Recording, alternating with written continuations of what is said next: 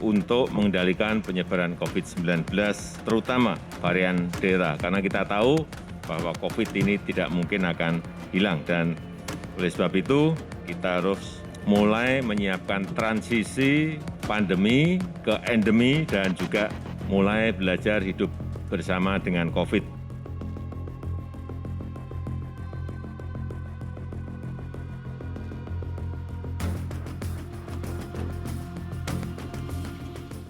Didukung oleh 18 bulan sudah kita berjibaku di tengah pandemi COVID-19. Berbagai macam cara sudah dilakukan oleh pemerintah untuk menekan laju pertumbuhan kasus COVID-19 harian. Dan kita saat ini sudah bisa dikatakan cukup berhasil melewati gelombang kedua di bulan Juli, Agustus, September kemarin karena kemunculan adanya varian Delta.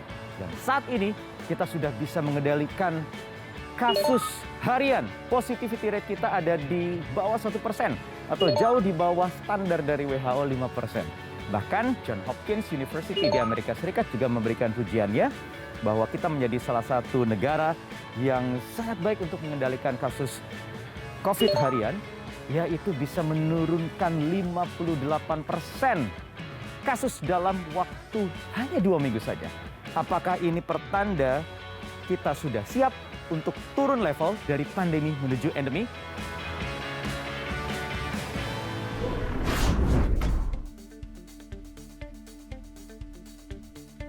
Wabah COVID-19 di tanah air dilaporkan terus menurun. Hal ini memunculkan isu kesiapan Indonesia menghadapi COVID-19 yang status awalnya pandemi menjadi endemi. Apa itu endemi? Apa perbedaannya dengan pandemi? Pandemi adalah kondisi yang merujuk pada situasi pertumbuhan penyakit yang terjadi serempak di mana-mana, meliputi daerah geografis yang luas, seluruh negara, bahkan benua. Dengan kata lain, penyakit ini menjadi masalah bersama bagi dunia. Sedangkan endemi adalah wabah penyakit yang secara konsisten ada, tidak hilang, tetapi terbatas hanya pada wilayah tertentu, sehingga penyebaran dan tingkat penularan penyakitnya dapat terkontrol dan diprediksi. Sebenarnya perbedaan pandemi dan endemi bukan ditetapkan berdasarkan tingkat keparahan penyakitnya, tetapi sejauh mana penyebaran penyakit tersebut. Berikut adalah 2 contoh penyakit di Indonesia yang berstatus endemi. Pertama adalah malaria. Mulai tahun 1950-an, terjadi wabah penyakit malaria yang menelan ratusan ribu korban jiwa. Penyakit ini disebabkan oleh parasit Plasmodium yang ditularkan melalui gigitan nyamuk Anopheles betina. Penyakit ini menjadi endemis di sebagian besar wilayah Indonesia seperti Kepulauan Riau, Bengkulu, Jambi, juga Indonesia bagian timur seperti NTT, Maluku, Kalimantan Tengah, Papua, dan Papua Barat. Selanjutnya ada penyakit demam berdarah dengue atau DBD. Penyakit infeksi yang disebabkan oleh virus dengue ini ditularkan melalui gigitan nyamuk Aedes aegypti dan Aedes albopictus. Penyakit endemik ini menyerang daerah subtropis dan tropis seperti Indonesia. Kasus DBD pertama di Indonesia ditemukan pada tahun 1968 di kota Surabaya, Jawa Timur, di mana ada 58 orang yang terinfeksi dan 24 orang meninggal dunia. Nah, ini hasil kerja keras kita semua, pemerintah dan juga kita sebagai masyarakat untuk bisa menekan laju pertumbuhan kasus COVID-19 yang saat ini terus atau semakin terkendali walaupun instrumen protokol kesehatan yang namanya PPKM itu tetap diperpanjang.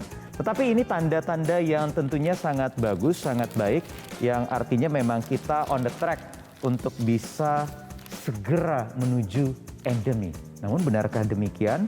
Paling tidak ada 89% dari 119 ilmuwan dan juga ahli virus yang menyatakan dari 23 negara bahwa pandemi itu akan bergeser menjadi endemi. Artinya COVID-19 itu tidak akan benar-benar hilang.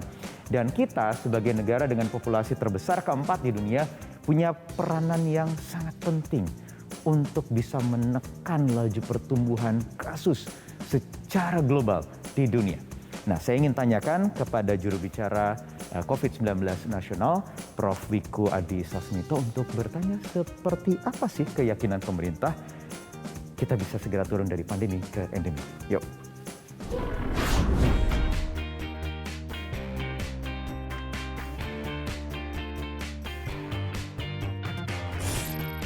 Apa kabar, Prof? Alhamdulillah baik, semoga Mas Wahyu juga dalam keadaan sehat walafiat.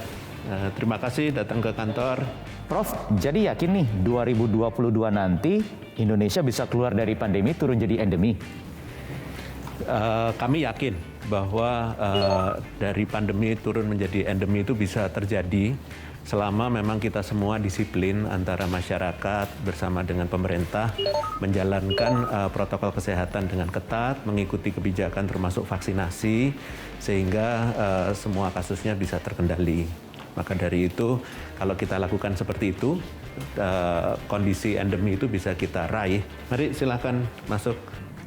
Caranya apa yang harus disiapkan oleh pemerintah yang harus kita sama-sama lakukan agar bisa turun level ke endemi? Sebenarnya yang harus kita lakukan, terutama oleh pemerintah pusat dan pemerintah daerah, kita harus betul-betul bisa bekerja sama. Kondisi yang terkendali ini harus dijaga tidak sampai naik lagi. Caranya adalah kita pastikan seluruh perilaku masyarakat di berbagai daerah di Indonesia dikontrol agar tidak terjadi penularan di antara mereka, dan ini harus kita jaga bersama dan kita monitor kasusnya, kita monitor perilaku dalam menggunakan masker, menjaga jarak, dan juga berinteraksi sosial ekonomi yang relatif terkendali sehingga kita betul-betul bisa aman COVID dan produktif. Mari kita pindah ke sofa untuk kita bisa berdiskusi lebih panjang. Mari, silahkan. Nah, tapi permasalahannya kan Prof, kita ini belum mencapai target 70% dari 208 juta orang yang harus tervaksinasi. Bagaimana caranya itu bisa terpenuhi terlebih dahulu agar kita benar-benar bisa turun level tadi? Ya, utama yang harus kita lakukan Mas Wahyu adalah memastikan bahwa pengendalian kasus ini terjadi di seluruh daerah di Indonesia. Maka dari itu pemerintah menyelenggarakan program atau kebijakan yang mengatur bahwa setiap kelurahan dan desa di seluruh Indonesia harus terbentuk posko dan satgas penanganan COVID. Dengan demikian, kontrol aktivitas masyarakatnya menjadi betul-betul ke seluruh wilayah Indonesia. Ini adalah modal kita untuk bisa menjaga kasusnya tidak naik. Karena setiap kali ada kasus naik, langsung terdeteksi. Jadi itu adalah modal kita menghadapi pandemi, dan harusnya dengan kasusnya yang mulai rendah seperti sekarang, itu adalah awal untuk berjalan ke arah endemi dan moga-moga tidak naik lagi karena monitoringnya betul-betul ketat. Baik, Prof Wiku, terima kasih Prof waktunya ya. Sampai ketemu Prof Wiku. Ya baik, terima kasih Mas Wahyu, terima kasih atas kedatangannya, semoga kita bisa berjumpa lagi. Terima kasih.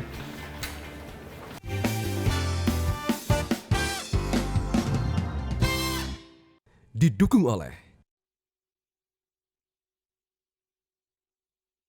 Welcome to 15 Minutes Podcast, supaya beda suasananya ya. Oke, jadi kita kembali bicara soal pandemi COVID-19, bagaimana pengendaliannya.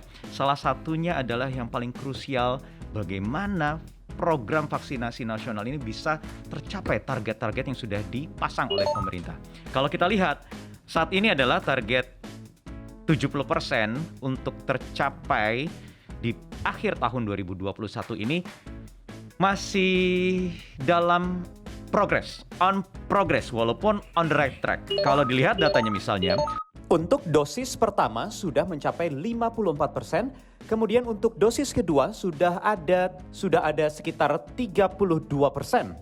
Artinya memang ini sudah berjalan dengan baik, walaupun memang ada upaya-upaya yang harus ditingkatkan. Misalnya target Presiden 2 juta dosis vaksin per hari sudah tercapai, tetapi perlu ditingkatkan konsistensinya agar target 70% dari total 208 juta warga negara Indonesia harus tervaksinasi di akhir tahun ini bisa segera tercapai. Apakah memang itu possible, reliable akan dilakukan? Saya akan bahas hal ini bersama epidemiolog Iwan Aryawan. Pak Iwan sudah bergabung di depan saya. Ya. Pak Iwan, bagaimana Pak melihat progres program vaksinasi nasional sampai hari ini? Ya saya senang sih melihat progresnya ya, karena progresnya tuh cepat. Jadi sekarang kita tahu minggu terakhir ini sudah 2 juta suntikan per hari. Iya. Jadi saya sih optimis bahwa target pemerintah yang 70% dosis pertama di akhir tahun ini akan tercapai. Pak Iwan, kita kan tentu harus belajar dari Singapura. Apa yang Betul. terjadi 1-2 bulan terakhir ini ketika capaian vaksinasi nasional mereka sebenarnya sudah mendekati 70-80% kalau tidak Betul. salah. Tetapi meledak juga kasus. Betul. Hanya karena masalah sepele, Iya. ada sekelompok orang yang tidak mematuhi protokol kesehatan, tidak menjalankan fungsi peduli lindungi mereka ya. Iya, betul. Mereka kan juga ada seperti itu. Kemudian di tempat karaoke terjadi penularan sehingga kesulitan untuk di tracing dan akhirnya menyebar luas sehingga meledak Betul. kasus. Iya. Apa yang bisa kita ambil hikmahnya dari sana? Jadi gini, untuk tempat umum sebetulnya kan kita sudah coba jaga dengan peduli lindungi kan. Tapi kan ini efektivitas pelaksanaannya Nah, itu ya sangat dia. tergantung dilaksanakan konsisten atau Nah, tidak kan. Iya. Ya kan Iya, kalau di iya. pintu masuk di scan. Ya. Yang jaga di pintu masuk satpamnya benar-benar lihat apa enggak Nah. gitu kan. Ya kalau Cuma sekilas saja kalau sepersekian sekilas detik. saja ya Kalau ya sepengalaman percuma. saya begitu ya Pak Iya, Iwan. itu yang harus dijaga karena gini. Waktu awal biasanya peduli lindungi gitu ya, ada aplikasi baru, ada cara baru, itu masih nurut. Benar kan? Ya, tapi lama-lama kan mungkin orang bosan gitu ya. Yang jaga di depan bosan gitu seperti itu aja. Nah, ini harus dijaga supaya konsisten gitu, supaya ini tetap dilakukan. Nah, Iya. itu perlu ada pengawasan juga. Oke. Lagi-lagi kita harus bersiap menghadapi kemungkinan terburuk sambil mempersiapkan transisi. Ini kan Betul. wacana-wacana yang sudah Ya. dinarasikan oleh Ya. pemerintah pasca COVID, Betul. pasca pandemi, dari pandemi ke endemi. Betul. Seberapa dekat atau seberapa jauh sebenarnya kita ke endemi? Nah, jadi gini. Jadi betul kita dari para ahli juga mengatakan bahwa ini COVID ini nggak akan habis ya. Jadi kita jangan berharap bahwa COVID ini hilang dari dunia, enggak lah. Itu akan tetap ada bersama dengan kita. Tapi bukan berarti kita tidak bisa mengalahkan dia. Kita Ya. bisa mengalahkan dia dengan cara dia ada, penularan ada, tapi kecil, angkanya kecil dan segitu aja gitu kan. Ya sehingga Dan tekanan ke rumah sakitnya juga rendah. iya, dan tekanan ke rumah sakit rendah dan yang meninggal minim atau tidak ada gitu kan. Nah, Lagi-lagi karena vaksin juga. karena vaksin, karena perilaku kita Karena dan perilaku. karena tes dan tracing. Oke. Selalu untuk penyakit menular Baik. 3 itu kuncinya gitu. Pak Iwan, tapi ada pertanyaan juga. Betul. Mungkin tidak kalau statusnya sudah endemi, kemudian naik lagi. Ada gelombang-gelombang baru lagi, jadi pandemi lagi. Itu mungkin saja ya. Nah, justru itu yang kita harus cegah supaya tidak terjadi. Dan kita harus ingat bahwa bukan hanya COVID ya, kita bisa ada pandemi penyakit menular yang lain. Ya. Nah, jadi kita harus selalu siap. Nah, itu pentingnya sistem surveillance kita gitu, sistem kewaspadaan dini kita, supaya kita tahu kalau ada penyakit entah COVID-nya naik lagi atau penyakit yang lain naik lagi, itu kita segera bereaksi cepat gitu ya. Ya, itu protokolnya dari pemerintah, dari Betul. seluruh stakeholder, tetapi kitanya juga harus menjaga perilaku kita juga untuk Betul. patuh taat protokol kesehatan. Satu lagi sebenarnya ada Pak Iwan, vaksin deh. Nggak usah pilih-pilih Iya, vaksin, nggak usah tunggu betul. vaksin A, vaksin B, vaksin C, bagaimana ya? Iya, Ini betul. menyadarkan sekali lagi ini hal ini. Betul, jadi gini loh, vaksin yang beredar di Indonesia itu kan sudah melalui review dari para ahli di internasional maupun ahli di Indonesia. Ya. Kemudian itu juga sudah melalui kajian dari Badan POM. Mereka kan ahli-ahli tentang obat dan vaksin. Ya. Nah, jadi vaksin yang dipakai di Indonesia itu sudah terbukti efektif, sudah terbukti aman gitu ya. Dan sebenarnya Sinovac yang dulu Heeh. dia kan dipandang sebelah mata oleh banyak orang, ternyata bisa melindungi kita juga. Kita bisa Bisa. keluar begitu cepat dari gelombang kedua kemarin. Iya, bisa. Begitu, Pak Iwan? Bisa, betul. Jadi semua vaksin tuh yang masuk ke Indonesia sudah direview. Ya, artinya itu jauh lebih rendah resikonya daripada Ya. resiko kita tertular COVID, jadi berat bahkan meninggal gitu. Jadi Tuh kan, jangan Iya. pilih-pilih vaksin. iya, jangan pilih-pilih vaksin. Kita mesti mulai dari kita semua, mulai dari kamu nih semuanya. Nah, lindungi keluarga, lindungi Indonesia ya jadinya. Iya, betul. Pak Iwan, kita berdoa bersama-sama ya Pak Iwan ya. sama-sama, betul. Oke, betul. terima kasih sudah Ya, bergabung terima di kasih. 15 Minutes Podcast.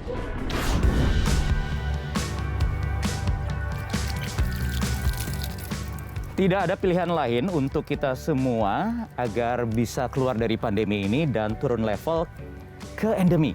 Selain terus mematuhi protokol kesehatan yang harusnya sudah semakin terbiasa kita lakukan selama 18 bulan ini.